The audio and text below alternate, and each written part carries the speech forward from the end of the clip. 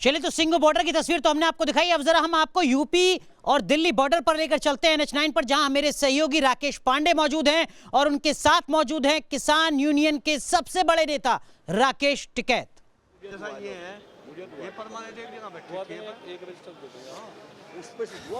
बहुत बहुत स्वागत है। और अनुराग इस वक्त हमारे साथ मौजूद है भारतीय किसान यूनियन के सबसे बड़े नेता राकेश टिकैत जी। सीधे उनसे बातचीत करते हैं। ट्रैक्टर पर मौजूद है, सवारी कहाँ निकल रही है राकेश जी? सवारी ट्राई कर रहे हैं। आज तो जाम है पूर्ण रूप से, तो आज ट्रैक्टर भी नहीं चलेंगे। ट्रैक्टर भी नहीं नहीं चलेंगे, आज जाम रहेगा। आज आपने कहा कि ये जगह किसान क्रांति स्थल बन गई है। हाँ, ये जगह का नाम किसान क्रांति गेट है ये अब, और इसको इसी नाम से जाना जाए, किसान क्रांति गेट, गाजियाबाद दिल्ली। दिल्ली कितना बड़ा आंदोलन और आज की क्या तैयारी भारत बंद के लिए? चक्का जाम भी आप लोग कई जगहों पर कर रहे हैं। हो रहा है, चक्का जाम तो हो गया पूरा, वो बंद ही हो गया, और आम जनता का बहुत इसमें सहयोग मिल रहा है। आम जनता का अच्छा, कुछ गाड़ियां आ जा रही हैं, मतलब आम दिल्ली के बीच में है हम यहाँ पे।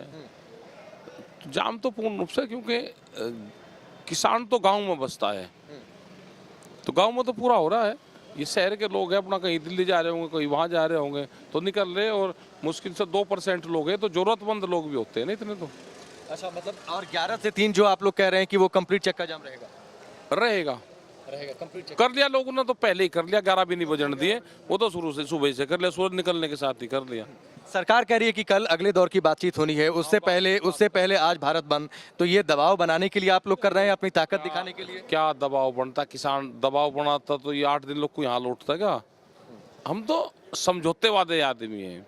किसान तो शांतिपूर्ण तरीके से अपना खेत छोड़ के दिल्ली को देखने आया है।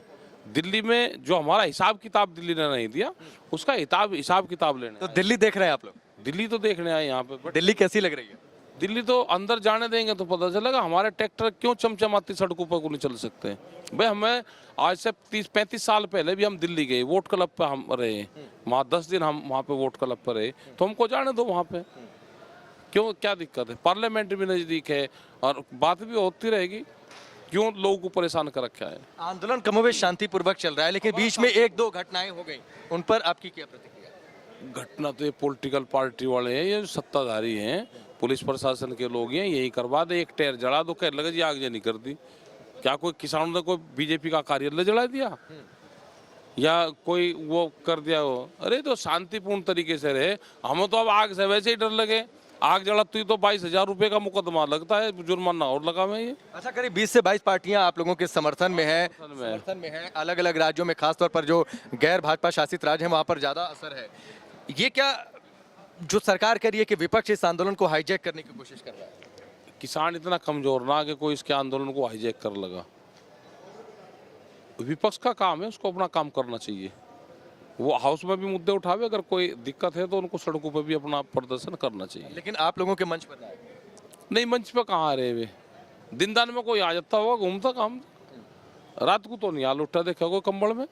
अच्छा, कई सारे बयान आजकल आ रहे हैं कि पहले जो विपक्ष में थे अब सरकार में, या सरकार में है विपक्ष में। पहले कांग्रेस भी यही बात कहा करती थी, इन्हीं प्रावधानों की बात करती। क्या होता है, पार्टी एक अलग चीज है और सरकार एक अलग चीज है। हम तो कह रहे कि बीजेपी के जो लोग हैं उनको भी आना चाहिए।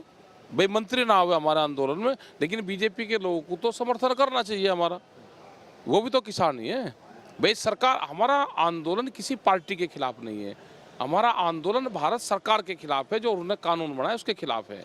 एक बातचीत मैं आपसे समझना चाहूंगा राकेश जी। देखिए, मेरा नाम भी राकेश ही है, तो ये बातचीत फंस कहाँ रही है? क्योंकि इतना बड़ा आंदोलन, आप सबसे बड़े नेता हैं, सर्वमान्य नेता हैं किसानों के, बातचीत फंस कहाँ रही है? सरकार कह रही है कि हम कानून वापस नहीं लेंगे, आप लोग कह रहे हैं नहीं, कानून ही वापस ले लीजिए। सरकार कह रही है हम संशोधन आप जो करवा लीजिए। जी, बात कहाँ फंस रही है? व्हाइट हाउस से व्हाइट हाउस तक कोई भी चीजें या कानून बन रहे हैं तो व्हाइट हाउस में तय होता है। ये उनका असर यहाँ पे भी देखने को मिलता है, अपने इंडिया में या जो इस तरह की जो और कंट्री हैं उसमें भी देखने को मिलता। जो सरकार उन प्रेशर में आ जाएगी, यूएसए के प्रेशर में आएगी, वो सरकारें इस तरह का काम करेगी। तो आप कह रहे हैं कि सरकार अमेरिका के प्रेशर में ये सब कर रही है, लेकिन बात कहाँ फंस रही है? किसानों और सरकार के बीच जो बातचीत चल रही है, आप सब चीज़ों से वाकिफ हैं। किस एक मुद्दे पर आप लोग कह रहे हैं नहीं कानून? मेरा सवाल अभी भी कानून बदल दो ना। कानून, अगर किसानों के लिए कानून लेकर आए हो और किसान को उसमें बुलाया नहीं गया, कानून खराब है तो उसको बदल दो।